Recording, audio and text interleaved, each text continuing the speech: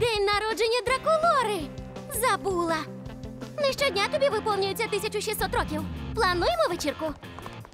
День народження Френкі. Зовсім забула. Солодкі 16 днів. Ей, Клодін! Сьогодні день народження Дракулори! Зберемося на ланч і... Вибач, у мене плани. Лагуна, Френкі сьогодні 16 днів. Влаштуємо їй вечірку. Не можу. У мене плавання. Вибач.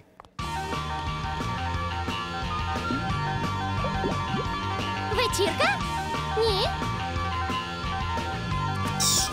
Ей, ніхто не хоче на гарну вечірку? Привіт, Френкі! Дракулоро! 16 день! Хотіла влаштувати тобі вечірку, А я хотіла влаштувати тобі. але ніхто не може. Так, То, може, відсвяткуємо вдвох? ходімо.